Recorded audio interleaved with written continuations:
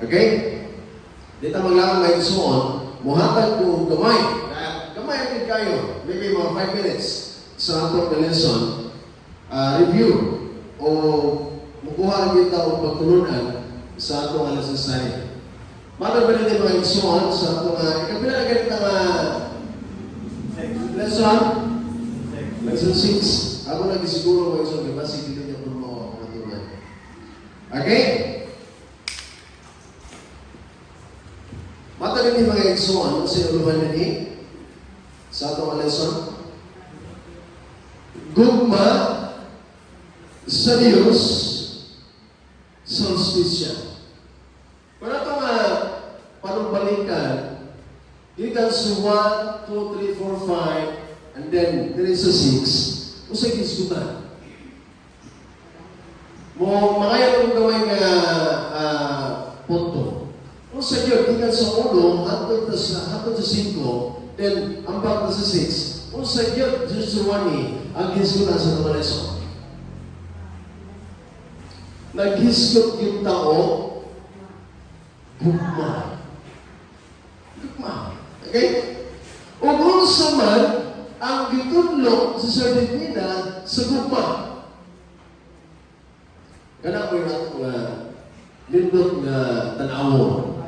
Kung saman iyon, ang gitudlo sa gugma, Brother Andy. Kung saman iyon, ang kinadakan nga punto pagtulanan at makuha sa gugma. Okay? Palihog mo kung na may mga Biblia mga igsuan, aplihin niyo sa Matthew Kapitulo 5, versikulo 44 and 40, hantod sa 47. Unsa man yun, ang itulong sa gugma, Bernardo. Matod pa, ako nga basahon na igsoon, para kung makuha kita ito, ano man yung gituluan sa sinuong paghigugma? Ano man yung gituluan ta sa mga lesson sa paghigugma? Okay. Kung kinsa man, ato angay, higugma, kito lang ba ang nagbuhat maayos sa atong isipayo?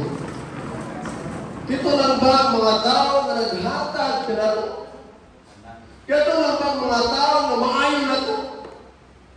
Kito lang ba ang mga tao na halos naghatag, nagsustain sa tanan ito ng mga pinala? Okay? Matod pa rin sa 44 mga igsuhan, apan sultihan, apan kami sultihan mo mo.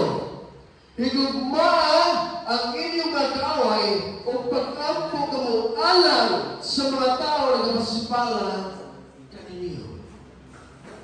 Okay? Matod pa, San Mateo, higugma pati inyong magkaaway. Listen to in reality, ganahan ko mga igsoon nga magpinod ka na ita. Sa realidad, nato ang kinabuhi, kaya ba natin kumato magkaaway? Pugson. Ito sa wani, ginit tamo inyo nagali o sayo. Okay? Mahimo nato ang pagigugma sa mag-away kung sa pinaginikinsa. Sa unsa na pagi, tungod lang sa tapang sa Panginoon. Amen? Amen.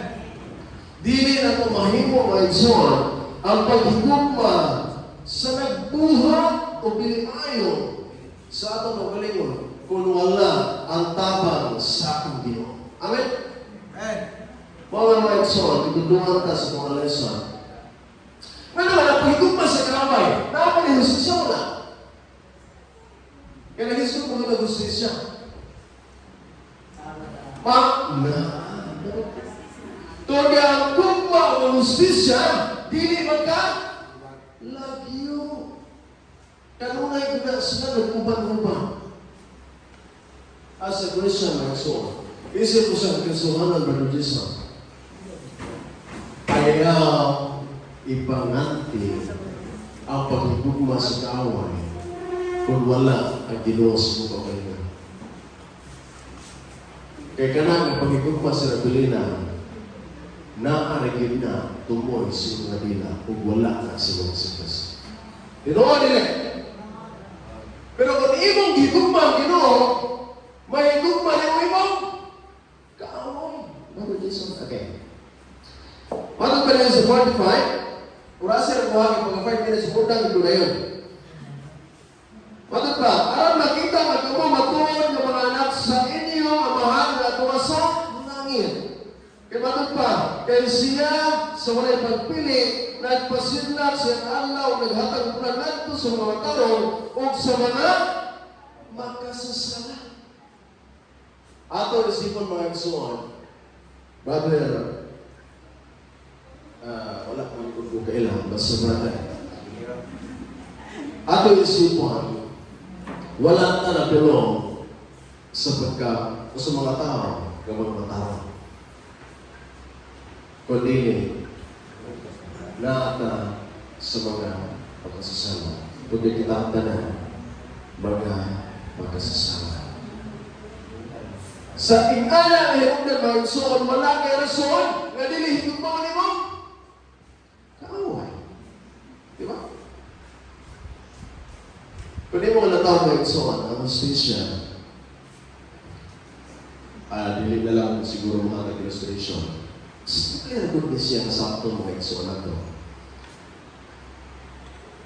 Sa ato mga pagpangalaga, sa ato ka iglesia, kung doon tayo nakita ang mga igsuonan na nagabuhat ng sulang ang pagdadarino, ayaw i-discriminate. Pinoon, alalayin na makapalit sa asa? Pangalaga.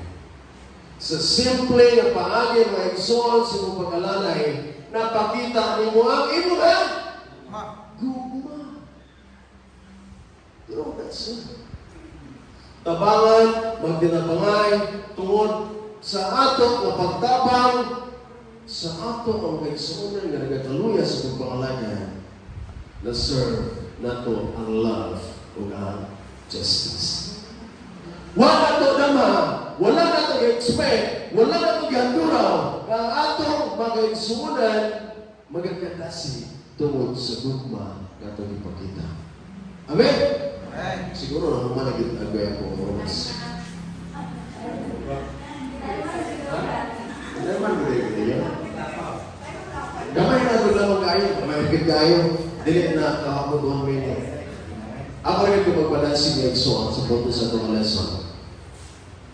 Walay langin nga makabuha, makahimo sa itong kasing-kasing sa paghigugma ni bisang-bisa ang ato review Ginoo. Sulay mo ninyo? Sulay lang. Kaysa ato na pagsulay pag-igugma. Sa gamay ng porsyento ato gigamit sa pagsulay, magtubo, o matingala na may gugma kita. Diba?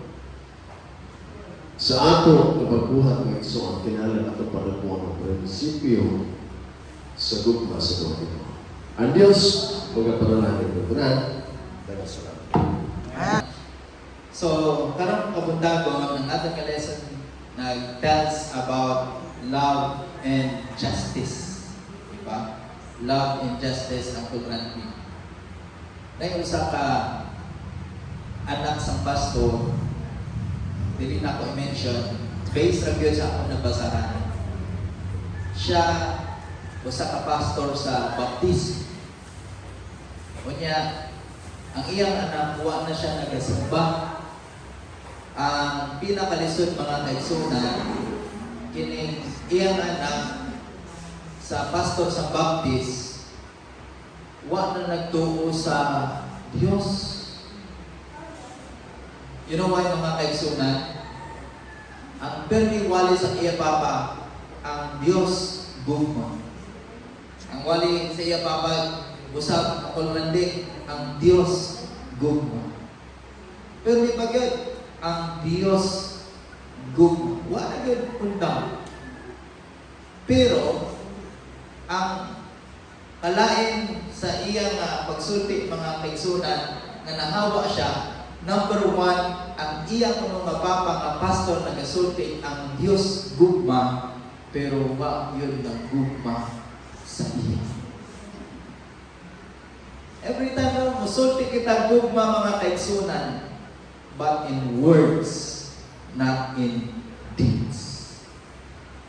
To make the long story short, ang ikaduhang na reason nga ang iyang papa, ang iyang anak, nag-atheist, kay ang Diyos kuno gugma, pero itakbong sa impyerno.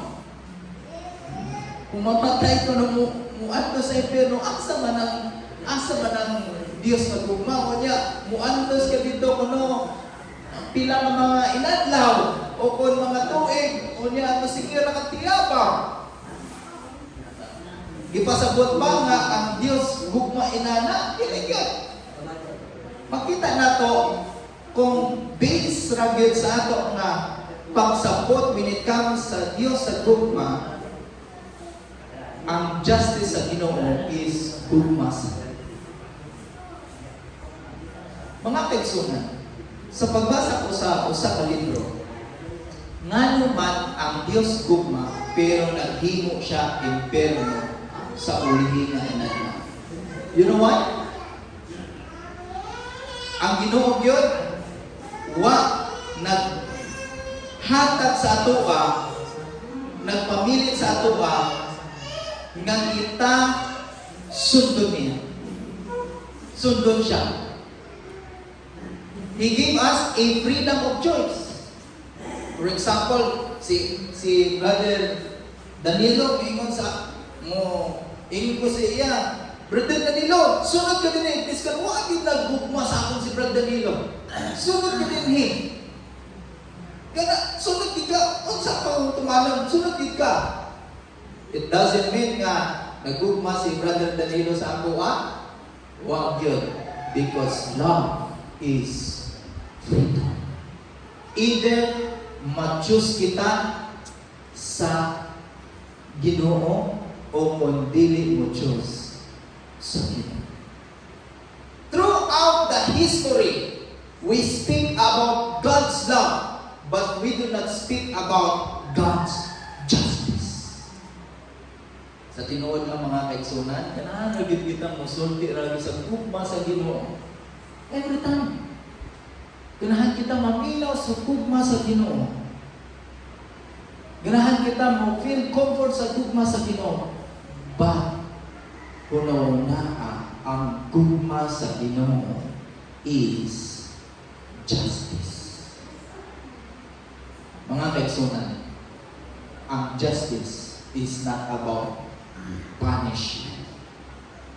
Ang justice, it is the result of not accepting God's love. Kay ang justice magapamatuod sa ato nga ang Diyos. Go. Before pa ko mo end, si Sister White na vision. Kung imo basahon ang early writings na siya vision. Ingon vision sa ni Sister White, mga opinion. Sa time nga kuhaon ang iyang mga katawhan, dalon dito kuno sa langit.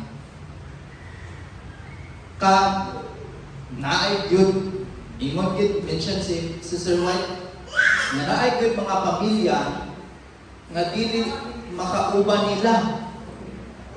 Nga naman mga kaigsunan, gipakita sa Ginoo kung unsa ang reason nga naman. To make the long story short, ang mga tao ma-realize na ang Ginoo gugma. Paano kita mo-accept sa kining gugma sa Ginoo? Di ba i-mention sa atong nga Ginoo? John chapter 3 verse 16. For God so loved the world that He gave His only begotten Son, that those whoever believe, kanang word